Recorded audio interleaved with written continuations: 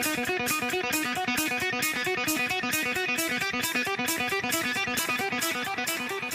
the first pick, Thunderstruck! Thunderstruck! Yeah, Thunderstruck! All right, welcome into the Fantasy Rant podcast presented by Stadium Rant. If you enjoy our content, check out the Stadium Rant YouTube channel and other media platforms for more podcasts and coverage on different type of sports content. We have a different crew here normally today. Everyone else is out doing their own thing besides me, so had to pick up some new guys. I'm Mason Beck as always, and we got Tyler Lamb here and Nolan Brooks. Welcome in, guys. Yeah, good to be here. Today we're just going to be doing a rookie draft and then covering all the NFL free agent news that kind of happened in this last week. Wasn't anything too big, but there's a couple names that I do think are notable that definitely can impact fantasy roster through this season. We're just going to start with the news. The first one we're going to cover is Jared Goff becoming the second highest paid player per season in NFL history, getting paid $212 million over 4 years with $170 million guaranteed, which pretty much kind of locks him in to those 4 years. I mean, that's a hard contract to get out of, so it's looking like he will be their quarterback for the next 4 years, almost guaranteed. Both him being locked in for those 4 years with the Lions, there was a little uncertainty whether or not he would be there, whether or not, in a couple years he could be on a different team. Do you guys see this increasing his dynasty value at all? And do you see it really increasing the players around him now that we know they do have a solid veteran quarterback locked in for 4 years? I mean, yeah, I definitely think his dynasty value goes up. He has stability. That's something that every dynasty manager should be looking for at the QB position. He's 29, but it really, you can play into your mid-30s, late 30s now in this type of league. So he's locked in. He's gotten fully guaranteed, or not fully guaranteed, but $170 million guaranteed is a lot of freaking money. They're not moving off him. Everybody in Detroit loves the guy. He's done everything they've asked him to do this whole time. So I think it's a slam dunk. This is exactly what the Browns should have did with Baker Mayfield. Instead of going and hunting for that everybody wants the next shiny new toy, the next great Patrick Mahomes type quarterback. If you build that team around Jared Goff, he's proven before that he can at least take you to a Super Bowl. He just unfortunately matched up with one of the greatest defensive game plans that we've ever seen in a Super Bowl. It was unfortunate for them. I think this Lions team is better all around than that Rams team. So Rams team had more stars, I would say, but if we're talking about the whole team, I do think that Lions team is a little bit better. So, Nolan, what do you think?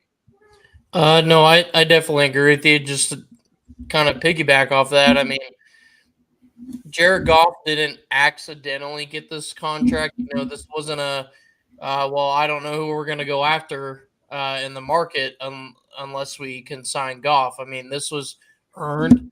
And like you said, Tyler, everybody in Detroit loves that guy. And, I mean, his dynasty value I definitely think was already sitting pretty solid. So it going up is not really a surprise just because that now Amon-Ra signed long-term, then you go out and you sign Penei Sewell to a long-term deal. You're basically locking up an offense that he's going to thrive in because he's already done it. So there's no reason that his dynasty value shouldn't go up. And, I mean, when you have $170 million guaranteed to you in the bank account, you're probably going to play a little bit better, or at least they hope you will. And I would say, like Tyler said, he's running into some very tough teams, and that happened again this last year. Ran into a very, very tough 49ers defense that is arguably one of the best in the last couple of years. And so, to try to go through that and then keep your value is really tough. But luckily, I think he's going to keep his value and increase it, like I said. So, I mean, Goff has done nothing but proven that he's worth the money and he's worth the draft spot. He's accurate. He does not make a whole lot of mistakes. When he does, it can get a little worrisome because they tend to stack up all at the same time. But if he's accurate and he's spot on like he normally is, it's tough to throw his name out and say, no, I wouldn't put him in as a good dynasty quarterback. Yeah, no, I mean, to kind of touch off what you guys said, that just the 4 years, it's obviously great, Not there. I mean, even these rookies that, Caleb Williams spending the 101, Jaden Daniels 102, 103, whatever you're spending on them, they're not even guaranteed these 4 years. Jared Goff pretty much is guaranteed these 4 years. Obviously, he might not be as productive as they are. He's not the most flashy guy, but he can get the job done.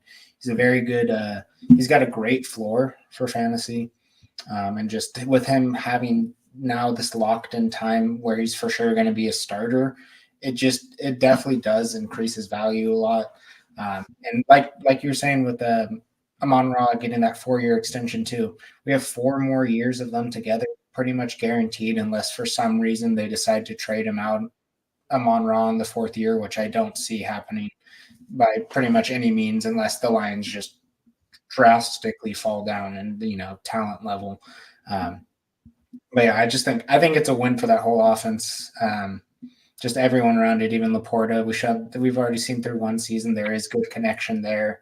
Lions really are cooking something, and they honestly should have made it to the Super Bowl, but between a little bit of rough, you guys got lucky. What happened? Yeah. Oh yeah, no, we definitely got lucky in that second half, and if it wasn't for a little bit of luck and a little bit of bad play calling from Dan Campbell, because Dan Campbell can risk it a little bit, going for it on 4th and unnecessary situations. But even to touch on him going for 4th, that does help. A quarterback in production value.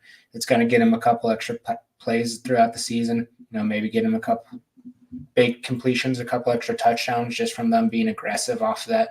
So it is something that's very nice. Then the other question last year, one more thing on the Jared Goff thing. Last year, my hot takes article for all 32 teams, one of the hot takes for the Lions was that he was going to throw 50 touchdowns. He didn't get to that number, but I was higher on Goff than a lot of people were last year, and I think he deserves this deal. It's kind of the going rate for quarterbacks at this point. If you're in that. I would say he's a top 10 quarterback in the league, like probably back half, like 8 or 9, personally. He's not flashy. He doesn't have like the insane rushing floors other quarterbacks do. He's accurate. He has a good arm. He knows the play. Like he understands reading defenses, and generally, he's not killing you. He might have 1 or 2 games with picks, but he's just a really solid floor with good upside in that type of offense. Yeah. And another question I had, would you guys be willing to trade a late 1st round for Jared Goff in a super flex dynasty league? All that. I can't. Nobody's accepting that when I send it. So I would love to do it. If you're telling me I have a chance at either Jared Goff or Bo Nix, come on, bro. You know how I feel about Bo Nix. So we're taking Jared Goff all day. Taking Jared Goff all day. Oh yeah, absolutely. It would be hard to pass it up, honestly. It kind of depends where you would be at in the 1st round, I guess. If you're like a later 1st round, like if you're sitting towards the back end, I don't see why not. You're going to get production value out of it. Anything after the 106, probably the 106 as well, I'm cool with. Yeah. Anything in 105 territory, I'm probably going to need like a second back or a player back. Because like the 10 up to the 105, you have Daniels, Caleb, Marvin Harrison Jr., Malik Neighbors, and then Rome. Yeah, Rome. Yep. It just, at least for this year, I'm not too thrilled on Rome. But like you have the Rome Brock Bowers kind of spot there. So actually, probably up until the 104. Like I might move the 105 for Jared Goff in like a second. You know what I mean? I'd be interested in that if I like needed a quarterback. Definitely is intriguing, just because he is those guaranteed 4 years, and it's not like before this contract even where it's just 1 year guaranteed in that offense where like who knows where he goes. If your team's not necessarily ready to contend right away, maybe you don't go out for him. But now I think you definitely have a room if you're thinking your team will contend more next year or in 2 years down the line. It's a pretty safe option. For sure. But to kick it off into our next guy. Oh, you guys got anything more? No. I think we handled that Jared Goff thing very nicely. All right. Nice bow on that. So the next piece we got is MVS signs a 1-year deal with the Buffalo Bills. I don't really know how to feel about that. My reactions are a little mixed. MVS hasn't been super productive his last couple of years, just NFL wise or fantasy wise. So my big question about him: do you guys really see him getting any production at all this year? And if he does, what other wide receiver do you think that he could damage their production a little bit? I think he takes the ceiling off of Keon Coleman a little bit, but he's not going to do anything extremely fantasy relevant. People who want to buy MVS right now are the same people who are telling you that he's paired with Josh Allen, high flying offense, explosive fantasy offense. Let's get that going. Marquise Valdez-Scantling, who he went to the same school as me, USF, Go Bulls. So I like the dude. He's from my school, but he's played with Aaron Rodgers, Patrick Mahomes, and now Josh Allen. And I don't think he's ever cracked the top 24 in full season PPR, half PPR, bonuses, however, whatever format league you have. He's not even scratching that spot. He might have 1 week. If you have him on your team and you play him that 1 week, good for you. You must have had the crystal ball ready to go. But I think the way that the Bills have set up this team, they're going to be looking to run the ball a ton with James Cook, Ray Davis, Josh Allen, and then throw the ball to Dalton Kincaid, Khalil Shakir. Curtis Samuel is going to be like that the word I'm looking for, utility type guy in that offense. Keon Coleman's going to be their true X, and I think MVS is only going to get a 20% snap share. So I think at first glance, if Buffalo didn't get Keon Coleman and say they went somewhere else in the draft, MVS's shares might be a little bit different, but not by a ton. And that's Tyler brought up Curtis Samuel. That right there alone is a guy that'll cut into his shares. And then at the same time, when you lose two heavy load receivers and Gabe Davis and Stephon Diggs, the immediate thought, again, Tyler touched on this, they're going to run the ball a lot this year. And they're just going to have to because, you just don't have the talent level that you might have at receiver, in years prior. And that's no dig on Curtis Samuel or any of them, but it's just going to look a lot different.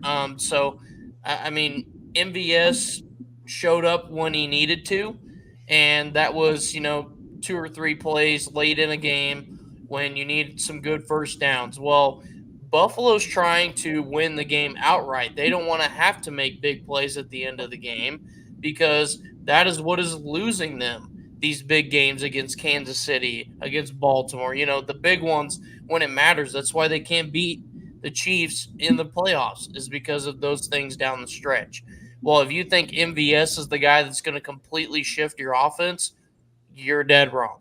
I'm sorry, no disrespect to MVS, but you don't get the quarterback run that he has and expect to continue any kind of production when the production wasn't even there in the first place. It's just not there. So MVS's value, I don't think it really shifts down per se, but I wouldn't say it just jumps up exponentially because Buffalo's still got plenty of guys that are going to touch the football a lot more than he will. Yeah, I see a lot of people's reaction to it is just, their wide receiver room and their targets are completely depleted, but not completely as much as you think about it. Because, Curtis Samuel is definitely a very serviceable guy. He could honestly be their wide receiver one until Keon Coleman really develops into an NFL style wide receiver. Obviously, Coleman is going to get a good amount of. He should be seeing a good amount of targets his way if he is an NFL level receiver.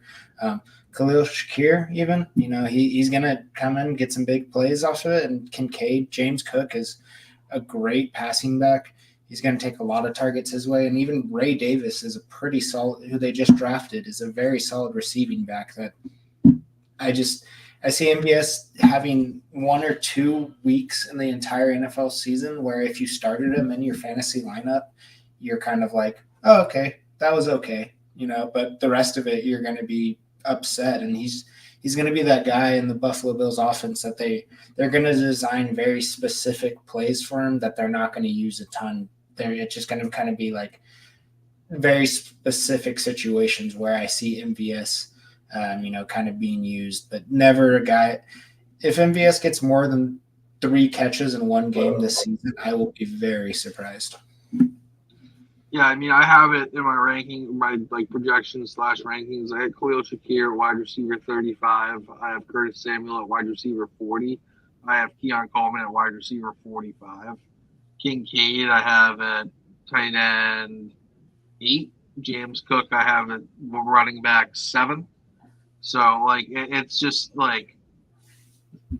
all the wide receivers are going to muck up each other's fantasy value. Well, the true fantasy guys that you want to have on this offense are Josh Allen, James Cook, Dalton Kincaid. If you get a Khalil Shakir later and that's how you expose yourself to this offense, by all means, that kid's actually going to be a stud. A lot of people look at him and just go, oh, he's a small slot. He's actually the same size as Stephon Diggs, height and weight. He does a lot of the same things that Stephon Diggs can do. He's a really good route runner. He can create it after the catch. So yeah, definitely higher on Shakir than most people. But I have been since he came out of Boise State. So I'm not I've been a truther for a little while there. Nolan, you got anything to add on MVS?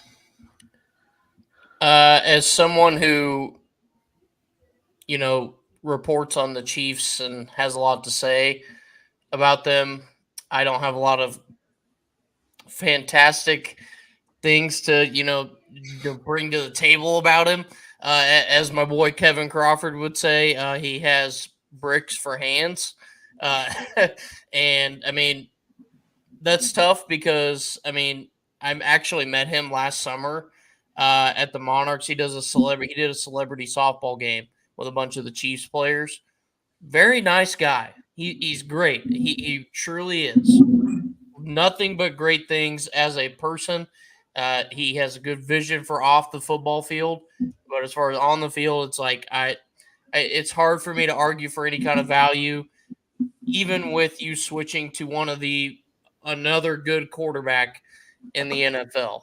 The fact that you didn't become wide receiver 1 for Aaron Rodgers should say something, and the fact that you didn't become wide receiver 1 for Patrick Mahomes after he lost Tyreek Hill should also say something.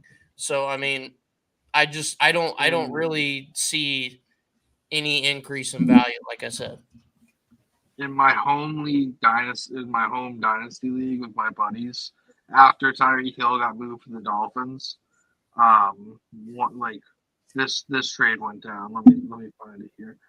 So yeah, my main competitor, I won the league back to back after once it started.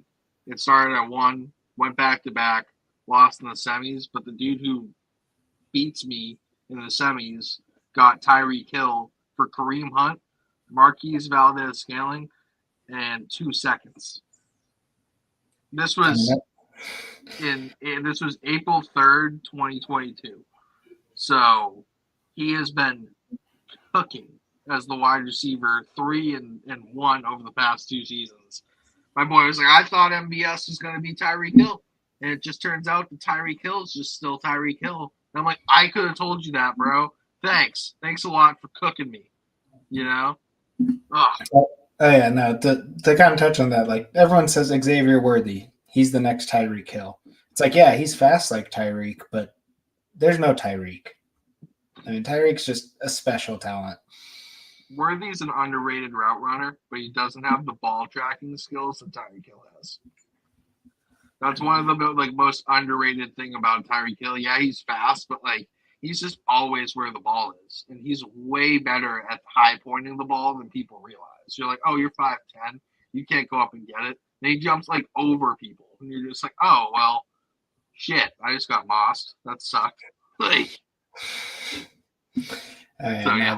There's definitely a lot of underrated things. People just because obviously Tyreek's number one quality is his speed, but there's so many other factors that people overlook that it's just his hands are honestly they're great too. He's got great hands. You don't see him drop the ball that often. If speed was all that you needed, Tyquan Thornton would be good. Yeah. That's that right there. Well, and he's not. So yeah, exactly. Well, and another thing, I mean, Rashee Rice was supposed to kind of sit back in the shadows a little bit this last season, and he exploded. And I mean, and I say sit back in the shadows very lightly because I think Kansas City expected a lot out of him right away, and rightfully so, just because your wide receiver room was very, very limited outside of Travis Kelce. It was trash, is what it was, but it didn't matter. No, yeah, it didn't matter because you have Mahomes throwing the ball. So, I mean, he can make anybody look good. So, that's what, again, that I'm just really throwing MVS under the bus because you have Mahomes throwing you the ball and you still couldn't make your value increase. And granted, the other guys around him stepped up and when they needed to. But, shout out to MVS for making a catch against the Ravens at the end of the AFC Championship game to put the Chiefs in the Super Bowl. Great, good on you. Couple championship rings to your name. And now you move on to Buffalo and you're going to play Kansas City and get smoked. So have fun with it. All right. Well, I think we've been on MVS, who really might not have any fantasy impact in a while, but it's been a good discussion. So we'll move on to the next, which I honestly think is probably the more important one. Zay Jones signed a 1-year deal with the Arizona Cardinals. I believe it was either 4.25 mil or 4.5. So, not the minimum contract, but not a big contract. It's enough to where I feel confident that they'll use him. But with the wide receiver room for the Arizona Cardinals is pretty bad. I mean, Marvin Harrison Jr., he's obviously going to be a stud, but he is a rookie. And then they got Michael Wilson, which he's had a couple weeks where he's gone off. And then obviously Trey McBride might be the number one target, at least at the beginning of the season. But with just the lack of weapons for Kyler Murray, do you guys think Zay Jones is going to be someone that you can maybe see starting in your lineups? I mean, maybe as a flex or, on a bye week, a guy you're confident in starting? It really depends on the matchup. I think Marvin Harrison Jr., Trey McBride are going to eat up about 45, close to 50% of this target share. And then everybody else is going to fit in. I think the player that hurts the most is Michael Wilson. Because they're similar body types. They do similar things. They're going to be that outside X receiver, kind of deep threat type of player who's field stretching. And it just if you have Zay Jones on your roster, I think it's a good landing spot. And if you can put him on the block and get a third next year for him, or if somebody's really high on him, I don't know why you would be at this point in his career. But if somebody is get second, I'd be jumping for joy if that happened to me.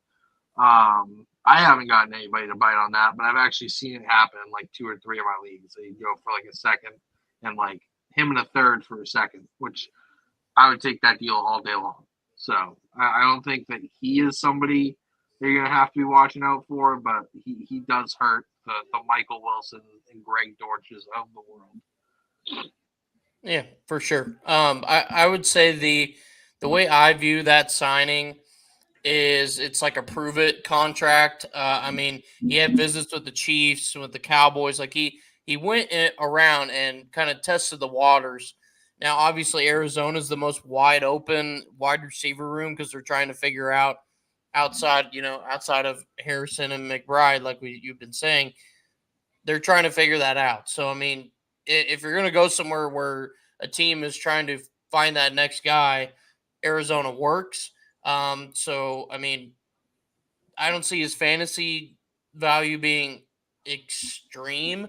I mean, I could see if you have a deep league and you need a crunch time flex spot, and Mason, I mean, you brought that up. I mean, like a bye week and you're itching, like you got guys hurt, or you made a trade, or things just aren't really moving, and you're trying to find a 1 week little deal before you push off to the next flex option. Then sure, I think Zay Jones could work for you, but don't expect, to blow the points out of the water with Zay Jones in any way.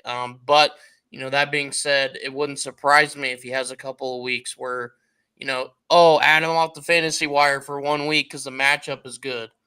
If that's the case, sure. But other than that, I wouldn't expect a whole lot out of him either. Yeah, no, I'm not. I'm not taking him in any leagues, redraft or dynasty with the kind of intention of I will be starting him. If I got to take him as my like wide receiver 6, just because that room is very depleted, I'm very happy with that. Just because Kyler Murray, obviously after the injury, took a lot of hate, downfall in value. And still Kyler Murray, he does get the production out there enough for his targets to put up solid fantasy numbers. And I just think that there is a chance with, him being a late, when you're bottom tier wide receivers, if you do have to start him, especially in a good matchup, like you guys were saying, I'm not upset with that. I think this landing spot does boost his value a little bit. My kind of thoughts in Dynasty is if I have him, there's a couple leagues where I've kept him just to kind of see where the landing spot was. And I'm kind of hoping that, a couple weeks, it takes Marvin Harrison Jr. a little bit to get acclimated to the NFL style of play. Maybe Zay Jones Zay Jones could honestly do really good the first 2-3 weeks and then, sell high. That's kind of my thought of him. But, by week 15, 16, when it's playoff time, I don't think Zay Jones is someone that you're going to want in your starting lineup. Yeah, I like Tyler saying that. I think this does hurt Michael Wilson a lot. Like, I think I'm kind of off Michael Wilson completely because, like you're saying, they're very similar type of players, similar body style. It shows that they don't necessarily have the most confidence in Michael Wilson. So it's just maybe they want to run two guys that have very similar styles, and maybe they do get a decent amount. But between McBride and Marvin Harrison Jr., if that is the game plan that they're going forward, it's not going to be enough for Zay Jones. Yeah, I mean, I honestly don't think that Marvin Harrison Jr. is going to take very much time to get acclimated. I think he's coming out the gate. He's going to be great. I will say in redraft, I'm not paying that price because he's going at like the 109 in redraft leagues right now. Like he's Marvin going Harrison, up. Yeah. Okay, Yeah. just clearing it up. Yeah. So I'm not taking him in redraft in the first round because I personally feel like a guy like Amon-Ra is going to be a better player this year. I mean, in Dynasty, though, like I'm 109, 110. If I want to build my team around a wide receiver and a super flex, like, yeah, I have no problem taking him there. But yeah, Zay Jones doesn't really affect his target share or Trey McBride. I do have Trey McBride as the tight end 1 on the year, actually. Have him, it's by 5 points over Laporta. So, like, I'm not saying he's going to have, like, it's going to be a clear cut, but I do have him slightly higher than Laporta this year. I mean, I could see it just because the lack of, weapons for Kyler to use. And, like, obviously Kelsey could end up as number 1, but I think they're going to kind of, Kelsey is aging, and I think they are going to kind of go for the style where they're not going to use Travis Kelsey as much throughout the regular season. Try to make sure he's 100% going into playoffs so he can be just that guy in playoffs. I mean, Travis Kelsey is still guaranteed top 12 tight end. There's no I have Kelsey as my tight end 3, about 20 points different. So it's McBride, Laporta, Kelsey, Ingram, Andrews. That's my top 5. Yeah. I just don't think Kelsey's that guy where it's like, wow, he's way above the other tight ends anymore. You know? No. I totally agree with you. Totally agree with you. Tight end premium leagues definitely still like him, and like you're going to get him at a value in startups. Like in our startup that we're doing right now, I got him in the 6th round. Some people didn't like that pick because I already have McBride and Mark Andrews, but like I'm playing the way the league's set up, you know. So Yeah, you went tight end heavy in that. Yeah. all of them start. So they're all technically the 1A 1B options on their team. So Yeah. hopefully it works out for me. I think I have a decent enough bench that if it doesn't, I can finesse it around. So All right, Nolan, anything to add on about Zay Jones? God bless your lineup if you have him in as your flex for more than 1 week. yeah, Prayers you out got to you. problems. Uh, I hope you're tanking if you have him in your flex I for hope more you. than Yeah, 1 week. yeah. that's when pretty much kick it off. The only other notable thing that I kind of saw this week was Rashad Penny signing with the Panthers, just because that backfield is kind of shaky, you know, with especially Jonathan Brooks coming off the injury. But me and Tyler were talking about it before. Rashad Penny could be cut before season Tomorrow. even starts. Yeah, I mean, but you know, it is something to kind of watch if Jonathan Brooks's injury is a little more serious and maybe, but nothing to really take a discussion about him. His career's kind of dead, but that's going to pretty much do it for the news. Go ahead, Tyler. Such a tough career for Rashard Penny. Like, I think he was drafted 31 overall, 1st round. Like, he had all the hype, man. He had all the hype. He'd come out and have like a big game. And then you're like, all right, word, I'm so hyped to start him the next week. Or he's like the waiver wire ad. And then he goes out there and just like cracks his fibula. And you're just like, wow. Then he comes back and you're like, yeah, let's go. And he just like breaks his wrist. And you're just like, dude, like, come on. One of the worst beats in fantasy, I think that there's been a while for a player. So all the talent that's is kind there. of All the talent's there. Just I've never seen someone get hurt as much as him. Maybe Michael Thomas as well, but you know they're kind of up there in that high talent level. But they just Christian Watson. Yeah, that hamstring's a problem. It's a serious problem. A lot of people aren't talking about it enough. It is a problem. But that team's so stacked with wide receiver talent, it's just like fine. You're just like, it shouldn't be fine, but it's fine. Yeah. All right. That's going to do it for news. We're going to jump into the rookie mock draft. Superflex. We're just going off PPR, no tight end premium. Feel like that's kind of consensus. You know, there's about a 50-50 split between tight end premium or not. So we're just going to go without it. But yeah, so I got the first pick. Nolan's going to be going second. Tyler's going third, and we're just going to be rotating in that order. Obviously, the number one pick is Caleb Williams. There's not much argument against that. I mean, just that Bears team is so good, and he is really one of the the 101, the team's invested into him. They really went out, grabbed a lot of people. I don't think we need to spend too much time talking about Caleb Williams because everybody already knows. If you know football, you know fantasy, you know Caleb Williams is the number one prospect. You know, if you're not in a Superflex league, he's not going 101. But in Superflex, it's kind of unanimous. I mean, unless you're deep at quarterback, which you never are if you have the first pick. So I know a couple of people in some of my leagues that have been like planning to take Caleb Williams with the 101 since like we started the league in like 2022. So like you know like they've like known about him and just like kind of set that thing up where it's just they kind of tanked slightly for 2 years. Now all of a sudden you look, this dude has like Jefferson, Chase, Puka, Caleb, Mahomes, Anthony Richardson. I'm looking at this kid's roster, and he has 4 or 5 firsts next year, and it's just like he just did this thing where he decided he was going to suck in the beginning, and then all of a sudden like You just keep trading assets. People kept giving him like next year's firsts. It's a problem. I'm mad.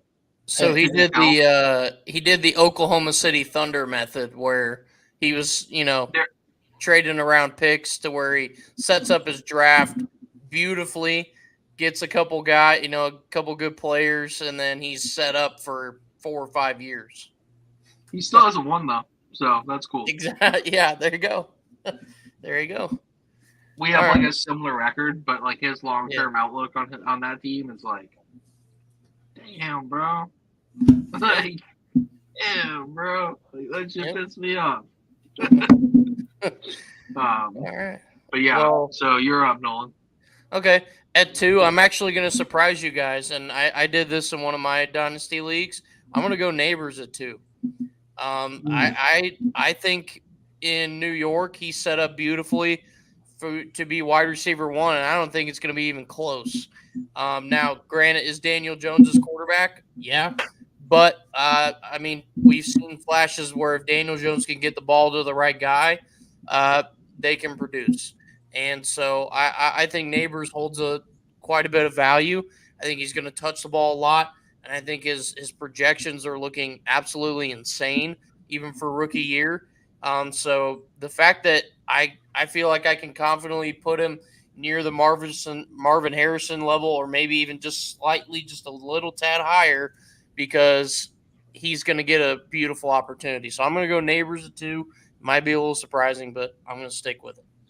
I mean, I love Neighbors as well, but like the only concern, like I do think Marvin Harrison will be better, but I mean, if Neighbors in a couple of years is a top 12 wide receiver, I will not be surprised at all. It's just a little worrying not knowing their quarterback situation because, Daniel Jones is not the guy. They are kind of locked into him with that contract. Obviously, there was rumors that they were trying to trade up and get Drake May or Jaden Daniels or somebody. There was a lot of rumors about that. So they could be bringing in someone next year. It's just with that Daniel Jones contract, it's so hard to really know what his quarterback situation is, to where if you're ready to tank and in the long run for it, maybe Neighbors is the right pick. But, as far as immediate production, it's got to be Marvin Harrison. So, yeah, I'm taking Marvin Harrison Jr. here. I love Malik Neighbors. I have him getting 85 catches for over 1,000 yards, 7 touchdowns. Adds in about 14 carries for 150 yards and 2 touchdowns, too. But that still only equals wide receiver 15 for me.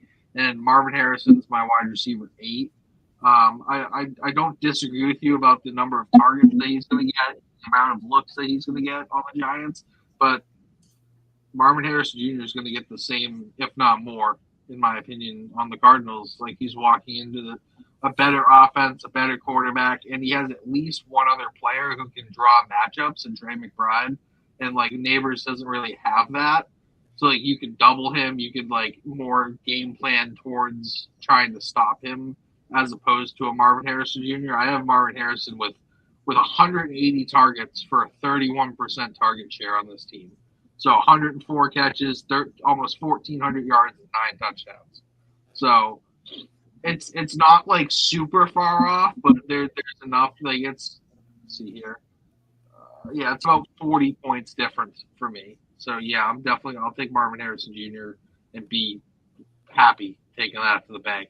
If you get him in 103 and in any type of format, super flex, one quarterback, dynasty, not redraft, obviously, but any sort of dynasty rookie draft, smash it. I don't care if you need a quarterback either. You don't take Jaden Daniels over Marvin Harrison Jr. Oh, you yeah. figure it out after. If I was 103 and Marvin Harrison fell to me, even if I needed the QB, I'd say, all right, well, I guess I'm tanking one more year without my quarterbacks. Yeah. That's a talent hard to pass up at that level, But, quarterbacks, I'm going to take another one. I'm going to say Jaden Daniels. Although I honestly do think that Drake May is going to be the better NFL quarterback. I know you like that, Tyler, being a Patriots fan, but I do really like Drake May. But just the rushing upside of Jaden Daniels is just, for fantasy-wise, it's way more. May will have. especially in year one with the rushing, like you just said, rushing upside, but with the weapons he has as well. Like just the Cliff Kingsbury of it all as well. He's got the offense center for him for fantasy purposes. Yeah, Jaden Daniels all day. NFL purposes, I still think Daniels is about a little bit better than May, but I think both are going to be really good quarterbacks. So, yeah, no, I don't think you're going wrong there. What do you got, Nolan? I'm going to stick with quarterback here. I'm going to go Drake May.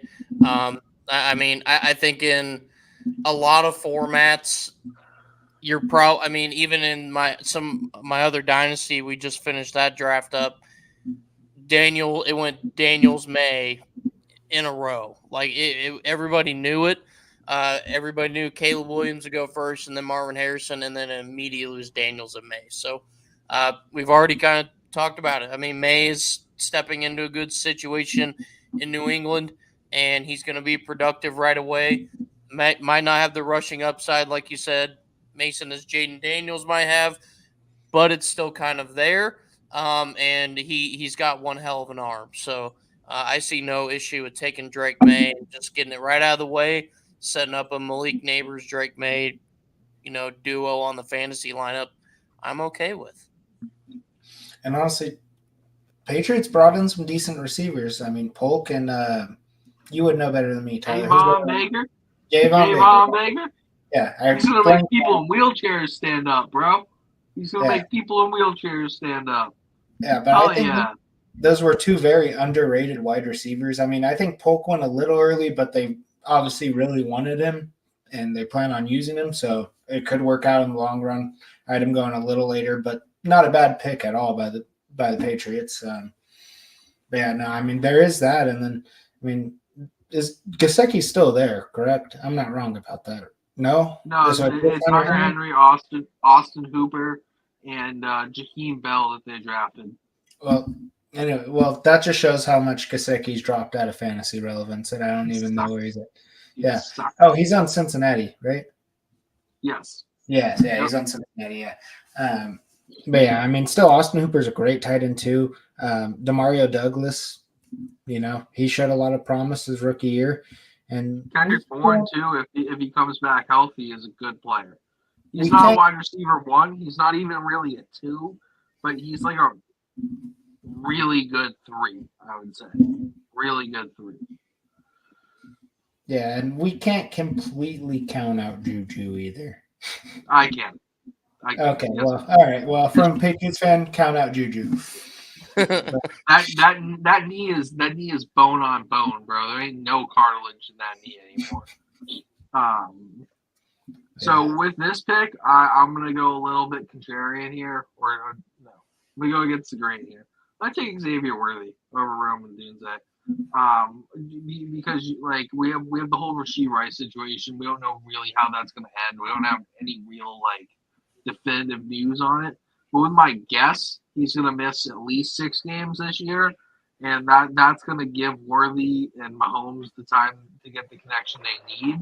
I get Hollywood Brown is there, but he's going to be more of the field stretcher. I think Worthy is a better route runner than Brown is, which is something people don't really want to accept, that Xavier Worthy is a good route runner. Like, people just look at him and he's like, oh, he's wicked fast. He must not be good at anything else. He actually is. He's actually a very solid wide receiver. He has good hands, good route running. He can develop still a little bit more, so there's more ceiling there. And Roma Dunze is going to fight DJ Moore and Keenan Allen for targets in an offense that I only had Caleb Williams throwing 500 to 499 times, I think. So Mahomes is going to throw the ball closer to 600 times. So right there, you're adding more targets into the mix. And I just, this year and in the future, I think Worthy has a higher ceiling than Rome does at the moment. So yeah, I'll take Worthy at 6. Probably would have taken Bowers if it was a tight end premium though. Yeah, I mean, I'm not gonna argue against. There's definitely so much potential with Worthy as well. Just Mahomes being his quarterback is just the number one factor. Of course, he, like Nolan said earlier, he can make any wide receiver look good except MVS. But and Kadarius Or Toney. Kadarius Toney. Yeah, because Kadarius Yeah. Toney doesn't know how to catch too. Anyone who watched this podcast early on, when we first started, knows I was super high up on Kadarius Toney, but that dude sucks. So, but 107 here, I'm happily taking Rome. I got Rome as my 106. I think, he might not have the best year one just because there is a lot of competition between DJ Moore and Keenan Allen, and you even factor Cole Kmet and DeAndre Swift, who is a very serviceable, solid receiving back as well. And Khalil Herbert and Roshan Johnson have shown that they can, take those, they can be good passing backs. But I just think in the long run, the talent is there with Rome. Maybe Rome finishes as, in the wide receiver range, wide receiver 25 to wide receiver 36. I could see that. Keenan Allen also is one of the most injury-prone wide receivers in the league. So that is something to kind of check. Not true. It's not true. Go pull up his data. He played 7 straight years without an injury after tearing his ACL in 2013. Well, the last couple of years, I'm pretty sure he's been 1 injured. year. It's been 1 year. He missed. Okay, well, it really hurt me this last year when he got hurt, and then so that's a totally different thing. Personal vendetta. Personal vendetta against Keenan Allen because he screwed your lineup. Much better way to phrase that. Like I want to go fact check myself real quick, but I'm like 90% sure that he played every game for a 6-year stretch after missing the whole season. When he tore his ACL, I think that was his 3rd year. Really. Well, and he is aging. He's an older wide receiver per se.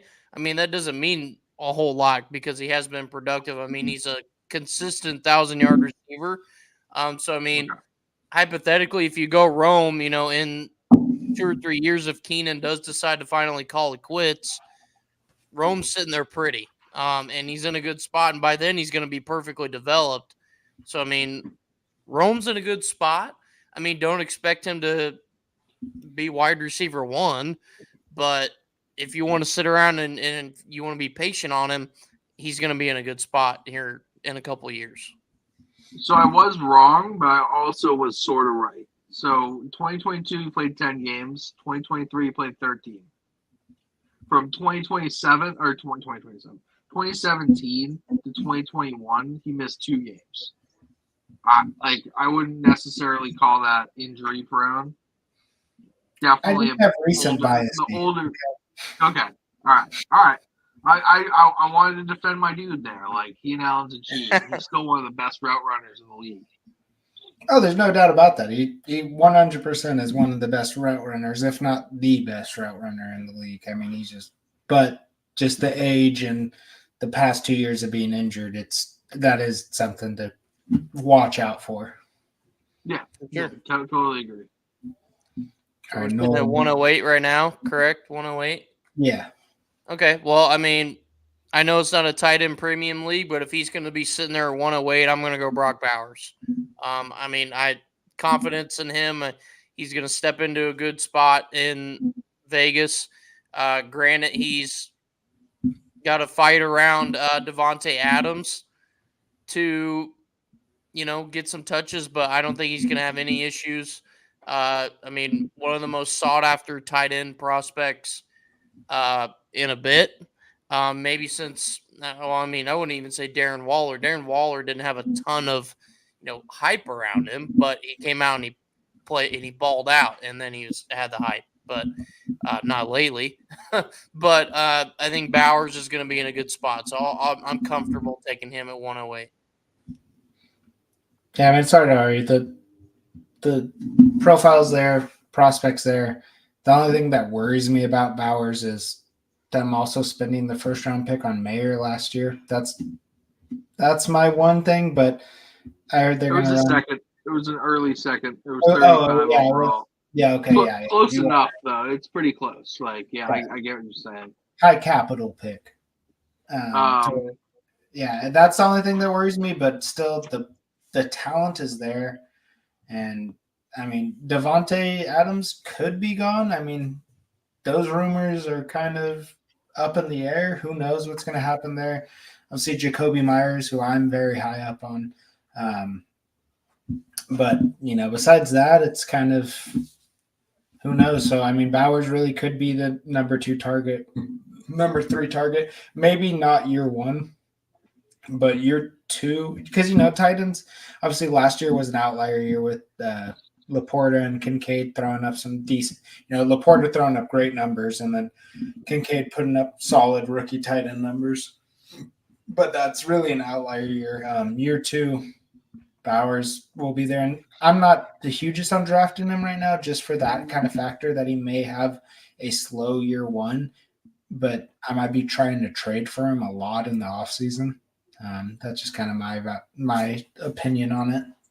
I mean, if I didn't take Bowers and Worthy was still there, my plan was to take Worthy. I mean, Tyler, you and I are on the same page. I mean, the Rashee Rice situation is going to set him up. So, I mean, my plan was Worthy, but I'm not upset with Bowers sitting around at 108 either. So I'm cool with it.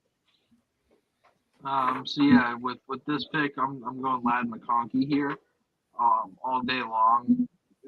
Elite landing spot for Ladd. Like, this is exactly what you wanted to see. They really haven't. They brought in.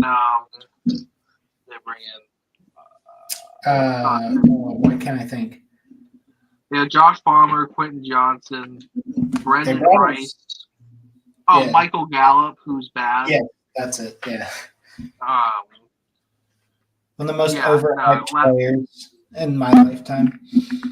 Michael Gallup went to Vegas. Michael Gallup went to the Raiders, didn't he? Oh, my bad. I don't know. Who is it? I think it's relatively clean for him. I have Ladd as my wide receiver 25 this year. So he's like right outside the top 24 for me. And the only reason that's true is I don't think they're going to throw the ball as much. I think it'll be a heavy run team, and if the passing totals were higher, then he'd probably be like wide receiver 16 for me. Yeah, give me Ladd McConkey all day long. Love getting Ladd. It was DJ Chark. They brought in Chark. Yeah, sucks. Yeah, which also one of the most overrated wide receivers as far as pay goes and all that in my life as well. But 110, oh man. I mean, there's some JJ McCarthy at the 110 who that makes me choose 3 quarterbacks, or yeah. 3 out of my 4 picks have been quarterbacks, but JJ McCarthy at 10, I'm not the biggest on him, just because of the lack of what Michigan necessarily asked him to do. That's his thing. I mean, he was pretty efficient for the most part, but just falling into an offense where you have Justin Jefferson, who is probably the best wide receiver in the league. I think Amon's better, but, top 3 wide receiver, no matter what. There's zero argument against that. Some people argue CD as well. Then Jordan Addison, coming into his second year, showed a lot of promise. Obviously had some weeks where it was but the quarterback play was not there. And then, TJ Hawkinson, once he's healthy, is another guy who's just a lethal target, especially at the tight end position when you got 2 wide receivers who have proven they can be that elite guy. I mean, JJ is that elite guy. Justin Jefferson. It's confusing because you have to say JJ McCarthy, but you can't say JJ for Justin Jefferson. This is why I don't like that he went to Minnesota, because it's going to too many J names. Yeah, 2 JJs is just going to be a hassle. And then, even Aaron Jones, obviously it's just a 1-year deal, but Aaron Jones is a very great passing back. He's a good passing back as well. There's just so many weapons around him where I think JJ McCarthy he could potentially have the best year 1 out of any rookie quarterback just because of the weapons around him. Is he the most talented? I don't think so, but just the weapons around him at the 110 in a super flex league, getting JJ McCarthy, that's just it's hard to pass up on that just because the situation he's in. Yeah, he is. Great value. He's getting blessed with the pretty good wide receiver room. You know, I mean, I don't know if it's the same level of weapons being given to you as like Caleb Williams, but it doesn't hurt to step into a team where your wide receiver one is arguably one of the best in the NFL when he's healthy. So I mean, Jordan Addison's going to continue to improve. So I mean, he's in a good spot. Yeah, no, I totally agree. Sorry to take off my dog. It was like right in his nose, like right on his nose, dude. It was messed up, so I had to take care of that. Yeah, love JJ McCarthy at the 110 for sure in Superflex leagues. Yeah, Nolan, you're up. Okay. Can you go to the wide receiver page real quick? I just kind of want to see what we're working with here.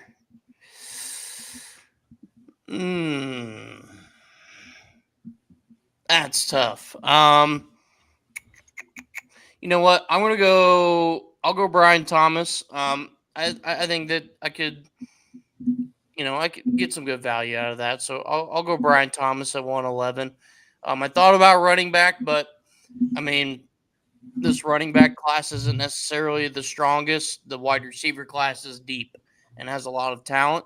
And I definitely think in the situation he's in, he's definitely about to touch the ball a lot more than maybe anticipated. Granted, Jacksonville definitely went out and added Gabe Davis.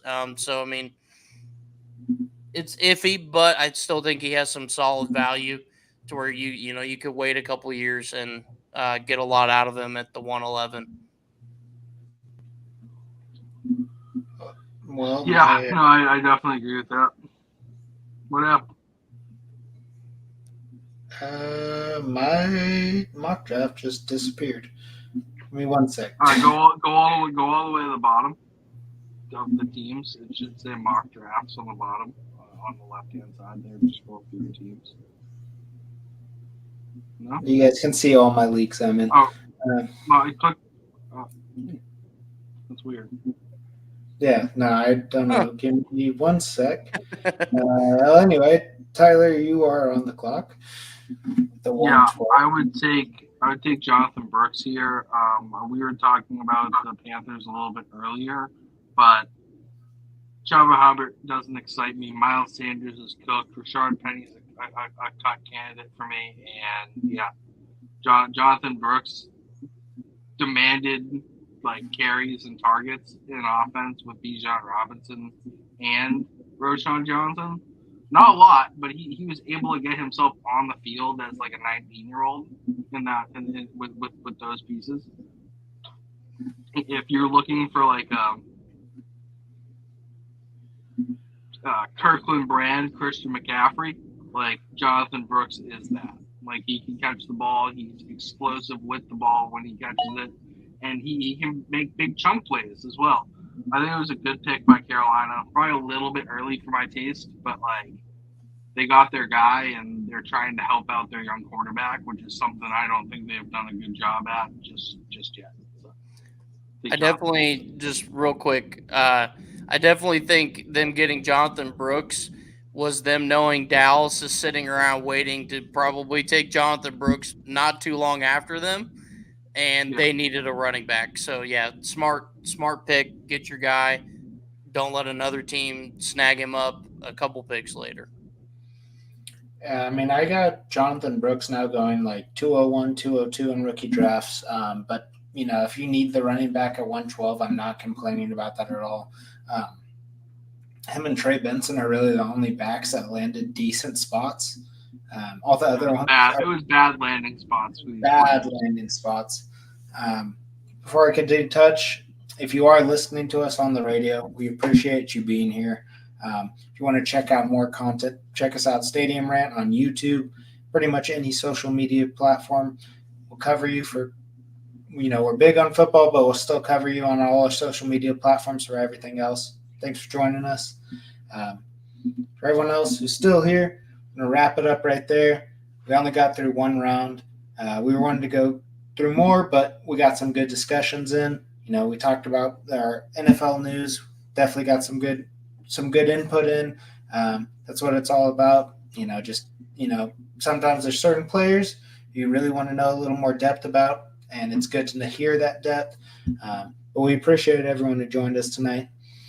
Have a good one. Thank you guys for joining us tonight. Of course. Yeah, absolutely. I love talking fantasy. It's what I do like 85% of the time anyway. So. Yeah, thanks for having me on, man. Hey, anytime you need an extra to talk fantasy football or football in general, I'm here for you. We appreciate it. Everybody have a good night.